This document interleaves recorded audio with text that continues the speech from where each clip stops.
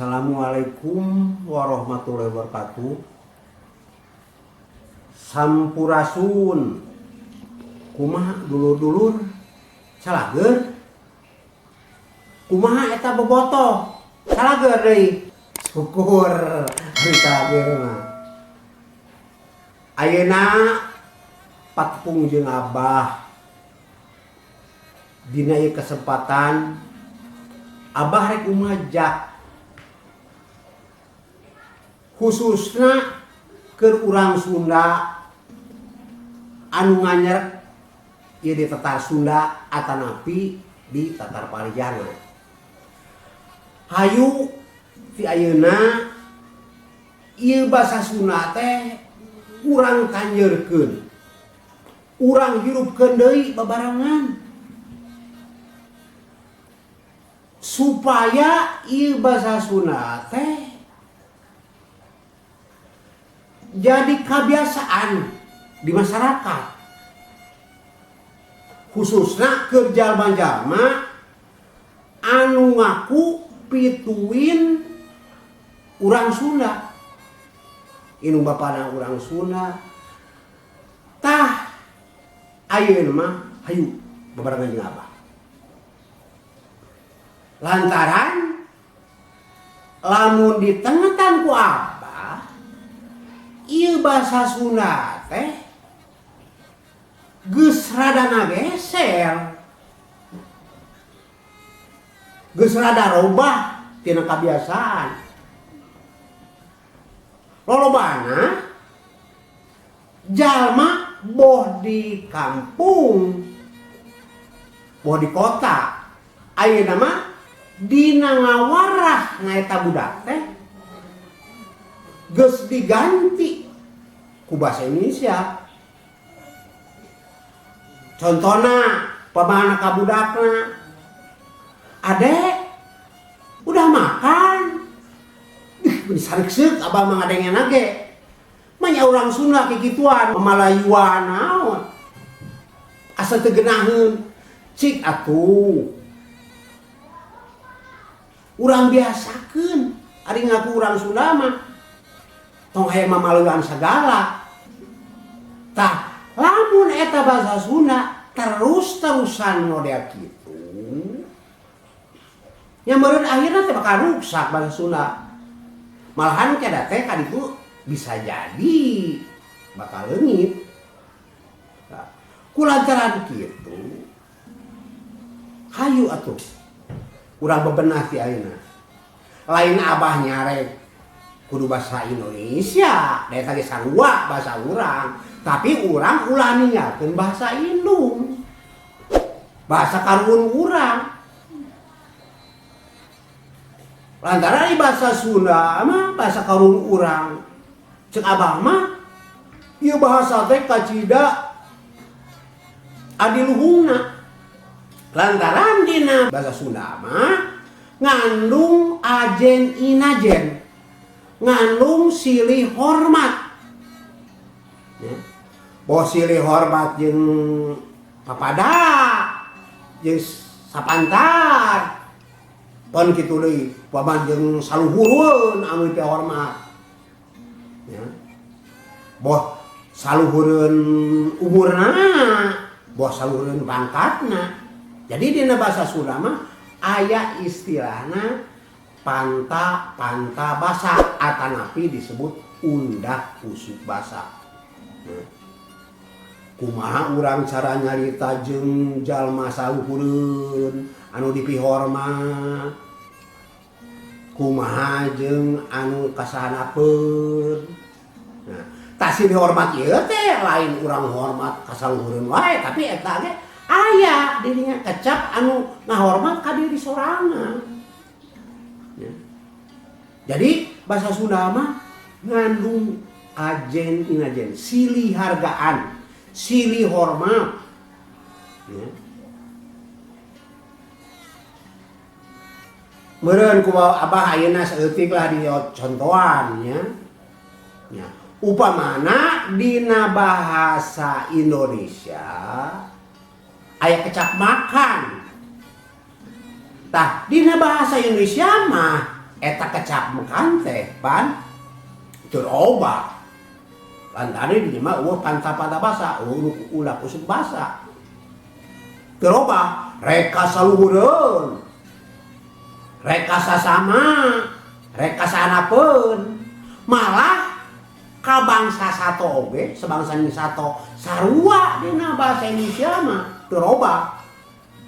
Contoh kecapakan teh tadi upamana Bapak Presiden makan inung bapak urang upamana mama sedang makan bapak sedang makan palurah sedang makan bahkan kasato oge sarua eta kecapakan dipake apa kambing sedang makan rumput tuh pandina bahasa Indonesia mah panta-panta basana silih hormatna tetep kabeh aja makan kasato makan kajelema oge makan bahasa Sunda mah robah eta kecap teh tah kecapakan dina bahasa Sunda mah meureunnan dahar bahasa loma mah aya loma teh akrab ya geus deukeut pisan geus teu asa jeung jiga ya. Dahar contoh dina kalimat din geus dahar encan tah eta dipake keur ka jalma anu sasama anu geus akrab anu geus deukeut ayeuna arwah deui lamun urang nyarita ke jalma anu saluhureun jalma anu lebih hormat umpama urang nyaritakeun Bapak Lurah nuju tua tupan katingal bedana teh lamun ke sakal saluhureun mah nu dipakena teh kecap tuang lain dahar deui tak kitu bahasa Sunda atuh ayeuna salian ka ngahormat ka batur oge ngahormatkeun ka diri sorangan lamun urang nyarita ka saluhureun keur ngobrol jeung ka saluhureun nya eta kecap makan teh eta kecap dahar teh robah deui keur ka saluhureun ngahormat tadi mah tuang ai keur ka urang mah lain kecap nu dipake teh nyaeta kecap nada contoh abdi nuju nada jadi keur urang mah keur ngobrol ka jeung dihormat nada keur ka urang mah ya. Lain dahar tah eta kaciri urang silih hormat teh urang hormat ka saluhureun urang hormat ka sasama orang tadi di sorangan tah lamun keur ka sato mah nu dipaken teh basa kasar contohna domba keur nyatuan jukut tarik keur ka sato mah beda deui lain tuang lain nada tapi nyatu naon sababna lantaran sato mah naon di sana pun urang darajatna gitu jadi pakai teh kecap kasar tak itu dia bahasa Sunda mah ya jadi aya nu disebut panta basa atanapi nu disebut ulah kusuk basa tarik ke bahasa kasar mah jigana lah abah teu kudu diajarkeun ku abah lantaran eta mah bahasa nu kasar mah dipakena nyaeta keur kaayaan ambak. Da dina bahasa Sunda mah ngagunakeun bahasa kasar teh kahiji dina kaayaan ambak, kaduana lamun urang nyaritakeun sato.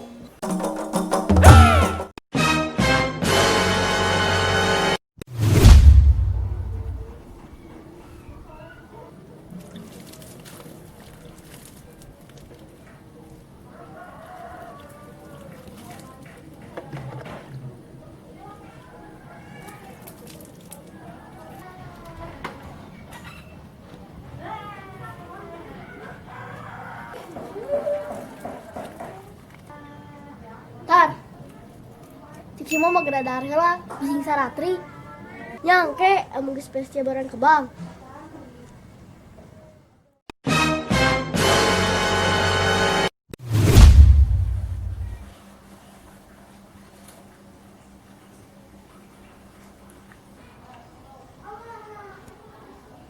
Aska, bantuan heula mamasak kedeung.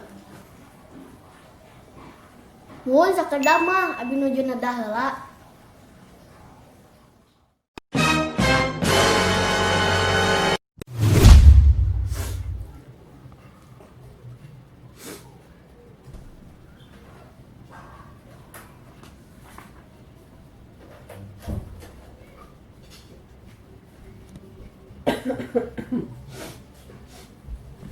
Mah, ieu gara tuang sangu heula. Pan bade tuang landong supados enggal damang. Ya saeutik heula we. Mama asa parekret ieu teh.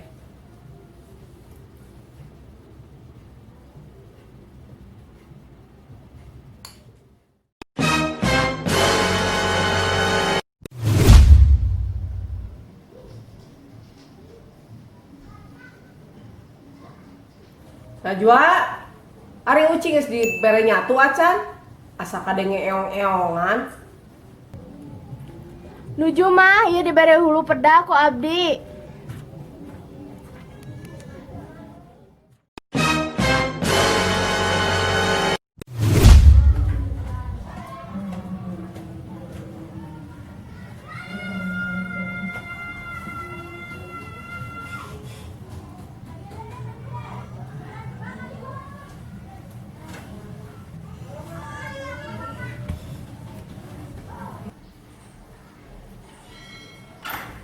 Assalamualaikum.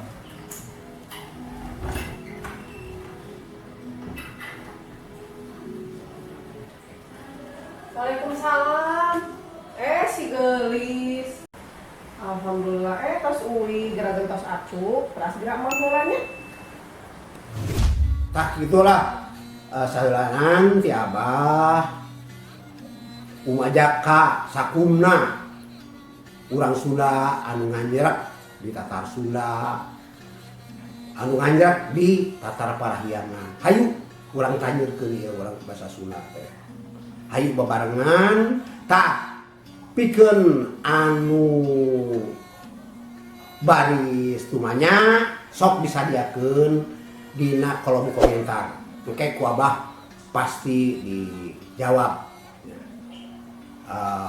Naon-naon anu ku para pamiasa ditaroskeun. Ulah hilap kerenna dipencet sareng tombol loncengna dina YouTube pas 7 genep channel ya. Rupina sakit Abah galudra jeung manu heula dipikat rek di kurungan bahasa Sunda anu urang hayu rumah babarengan sanepi ka dieu. Assalamualaikum warahmatullahi wabarakatuh.